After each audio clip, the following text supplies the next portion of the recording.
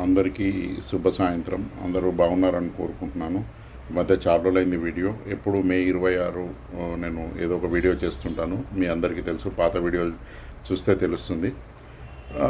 సరే, పొద్దునుంచి చాలామంది విషెస్ చెప్తున్నారు. పాత మిత్రులకు తెలుసు, ఫేస్బుక్ కానీ తర్వాత వాట్సాప్ గ్రూప్లో కానీ. థ్యాంక్ యూ అండి ఎవ్రీవన్. మార్నింగ్ నుంచి కొద్దిగా బిజీగా ఉన్నాను. సింగిల్ బెడ్రూమ్ షిఫ్ట్ అవుతున్నాము. సింగిల్ రూమ్ నుంచి కరోనా ముందు వచ్చాము. మేబీ నాకు తెలిసి ఈ రూమ్లో ఇదే చివరి వీడియో ఉండొచ్చు. నెక్స్ట్ కొత్త ఇంటికి వెళ్ళిన తర్వాత అక్కడ మళ్ళీ ఏదైనా అవకాశం ఉన్నప్పుడు వీడియోలో చేయగలుగుతాను. అయితే ఈరోజు టాపిక్ ఏంటంటే 5th పీజీ దగ్గరికి వచ్చింది. రేపు జూలైలో 5th పీజీ హిస్టరీ కూడా అయిపోతుంది. తెలుగు ఫస్ట్ ఎంఏ తెలుగు చేయడానికి చాలా ఇబ్బందులు పడ్డాను.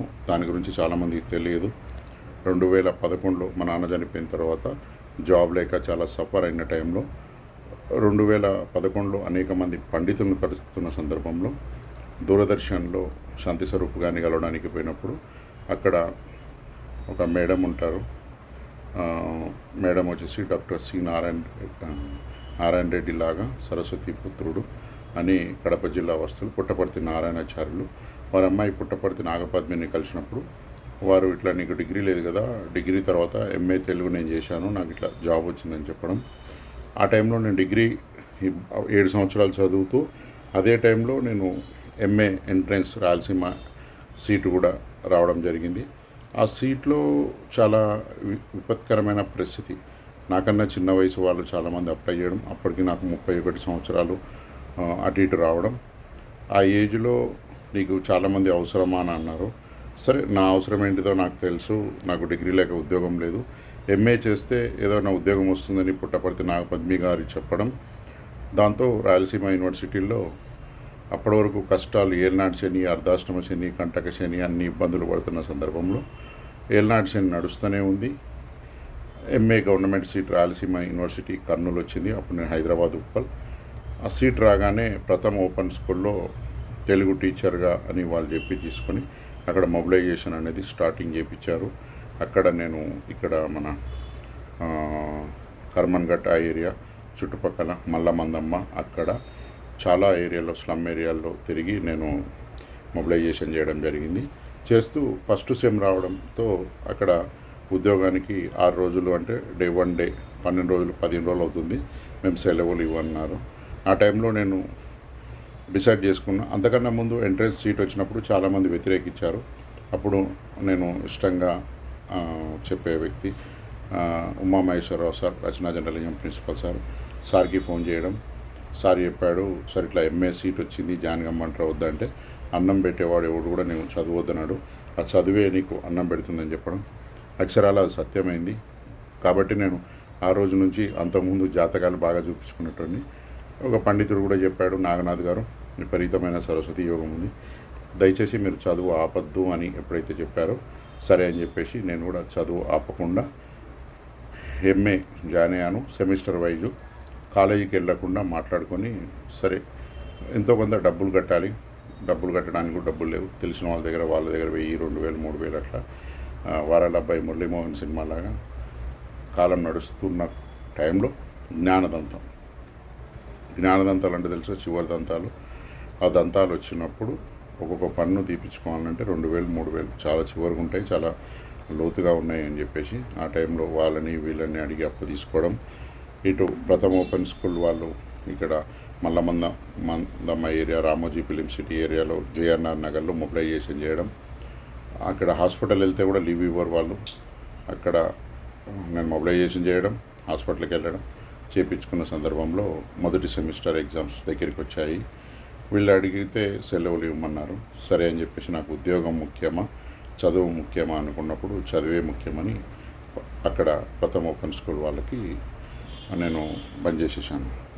తర్వాత ఎగ్జామ్స్ అయిపోయిన తర్వాత మళ్ళీ వాళ్ళే ఇక్కడ కాదు శివరాంపల్లి ఏరియాలో నైట్ స్కూల్ చెప్పాలి, 7 to 8, 9 వరకు ఉంటుందని చెప్పారు. అక్కడ చేస్తూ అక్కడ మళ్ళీ 1 గంట నుంచి భోజగుట్టలో ఇచ్చేది 5000 రూపాయలు. దానికి ఒక దగ్గర చెప్తే ఎక్కువ అవుతుంది, కానీ అక్కడ ఉన్న పాలిటిక్స్, ఆ రోజు ఉన్న కొంతమంది వ్యక్తుల వల్ల వాళ్ళు చేసే డ్యూటీ కూడా నాతో చెప్పించడం. 1 గంట నుంచి 4 గంటల వరకు 5 గంటల వరకు భోజగుట్ట, మొయిదీపట్నం, అక్కడ నుంచి శివరాంపల్లి 272 పిల్లర్ నైట్ క్లాస్ 6 నుంచి 8 వరకు, మళ్ళీ ఇంటికి వచ్చేసరికి 10:30. మార్నింగ్ లేచి మళ్ళీ 9కో 10కో బయలుదేరితే 1 గంట కల్లా నేను భోజగుట్ట. ఇట్లా ఈ విధంగా నడుస్తున్న సందర్భంలో మళ్ళీ సెకండ్ సెమ్ వచ్చింది.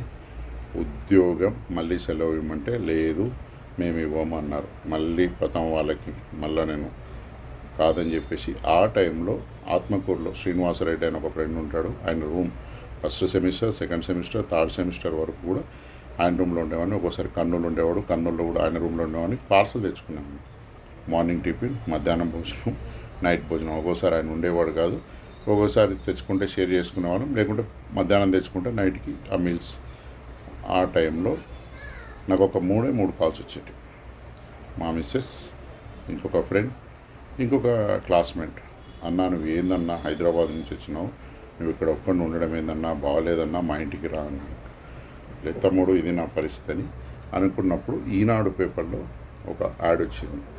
ఇట్లా మా మానసిక ఇబ్బంది పడుతున్న ఒక స్కూల్లో తెలుగు టీచర్ కావాలి స్పెషలైజేషన్ అన్నప్పుడు ఎంఏ తెలుగు చేస్తున్నానన్న సందర్భంలో ఆ మేడం ఈశ్వరి గారని కూడపల్లిలో సత్కామ హై స్కూల్ అని అక్కడ బోధ్ స్కూల్ అని ఉండేది. అక్కడ సరే మేడం ఇప్పుడు ఎంఏ థర్డ్ సెమ్ రాస్తున్నాను, ఆత్మకూరులో ఉన్నాను అనమాట. థర్డ్ సెమ్ రాస్తున్నాను, ఒకేసారి నేను కాల్ చేశాను, నేను వస్తానండి ఎగ్జామ్స్ అయిపోయిన తర్వాత అన్నప్పుడు నవంబర్ ఆ టైంలో అయిపోగానే డిసెంబర్లో వెళ్ళి జాయిన్ అయ్యాను నేను. అప్పటికి నెట్ అప్లై చేశాను తిరుపతిలో. అప్పటికి వారు నన్ను ఇంటర్వ్యూకి తీసుకున్నారు. వారు అడిగిన ప్రశ్నలు చాలా యాదృచ్ఛికంగా ఉన్నాయి. మీరు హింస లేకుండా ఏదైనా ఒక కథ చెప్పండి మా పిల్లలకి, మీకు ఇష్టమైన కవి ఎవరన్నారు. ఒక కథ చెప్పాను, అది మాజీ అమెరికా అధ్యక్షుని గురించి. చాలా ఇంప్రెస్ అయ్యారు పిల్లలు. ఎటువంటి రక్త పారకుండా ఒక హితంలాగా చెప్పాను. తర్వాత ఇష్టమైన కవి ఎవరన్నప్పుడు బమ్మెర పోతనని చెప్పడం జరిగింది.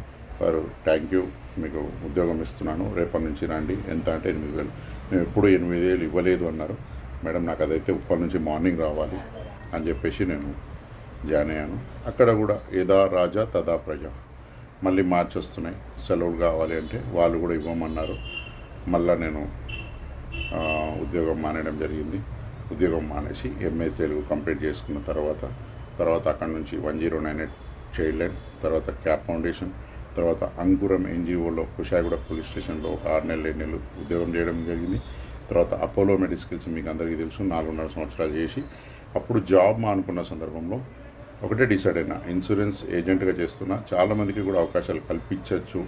ఉద్యోగం నేను మానుకుంటే నెలకి ఎంతో 10-12 వేలు వచ్చేది, కానీ ఇన్సూరెన్స్ ఏజెంట్కి ఏం రాదు కదా, నువ్వు బిజినెస్ చేయలేవు కదా అన్నప్పుడు లీడర్గా అని ఒక రోల్ ఉంటుంది. ఆ లీడర్గా కరోనా బిఫోర్ నేను లీడర్గా తీసుకోవడం, సక్సెస్ఫుల్ కావడం, తర్వాత IC38 ట్రైనర్గా కూడా 2 రోల్స్, తర్వాత ఇప్పుడు హెల్త్లో కూడా చేస్తున్నాను. అంటే ఈ 13 సంవత్సరాల స్టోరీ ఎందుకు చెప్తున్నా అంటే, నాకు వచ్చేది 2 ఫోన్లు, మా క్లాస్మేట్ ఒక అతను, మా మిస్సెస్. తప్పితే ఎవరు ఫోన్స్ కూడా చేసేవాళ్ళు కాదు. డబ్బులు లేవు, టైంకి ఎవరైనా డబ్బులు అడుగుతాడేమో అనేసి. అంతకుముందు నేను మార్కెటింగ్ ఒక వెలిగి ఎక్కడికో వెళ్ళిపోయానండి, మళ్ళీ డౌన్ వెళ్ళిపోయాను అనమాట. తర్వాత చాలా విమర్శలు ఇవన్నీ పట్టించుకోలేదు. మనం సమాజానికి చేతనైన కాడికి మన పని చేయడం, హితమే చేయడం, ఎక్కడ చూసినా మంచి పేరు ఉండడం. అట్లా ఇన్సూరెన్స్ ఏజెంట్గా సక్సెస్ అవుతూ IC38 ట్రైనర్గా, అదేవిధంగా హెల్త్లో కూడా ఆదిత్య బిర్లాలో ఉన్నాం, స్టార్ హెల్త్ ఏజెంట్. ఈ విధంగా 3-4 రకాల జాబులు మేనేజ్ చేస్తూ క్షణం తీరిక లేకుండా బిజీ షెడ్యూల్ గడుపుతున్న ప్రస్తుతానికి.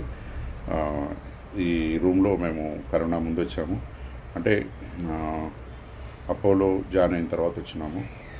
తర్వాత మళ్ళీ ఇన్సూరెన్స్ ఏజెంట్ లీడర్గా కూడా ఇదే రూమ్లో. కాబట్టి ఈ రూమ్తో నాకు చాలా అనుబంధం ఉంది. కాబట్టి ఈ వీడియోలో ఒక మంచి వీడియో చేయాలని అనుకుంటూ, ఎందుకంటే మళ్ళీ అవకాశం వస్తుందో రాదో తెలియదు. కాబట్టి ఏదన్నా మనకు సహాయం చేసిన వారిని కానీ, సహాయం చేసిన స్థలాన్ని కానీ మర్చిపోకూడదని పెద్దలు చెప్తారు. కాబట్టి థ్యాంక్ యూ అందరికీ. మీ విషెస్, బ్లెస్సింగ్స్ అందరికీ ఉండాలని సక్సెస్గా.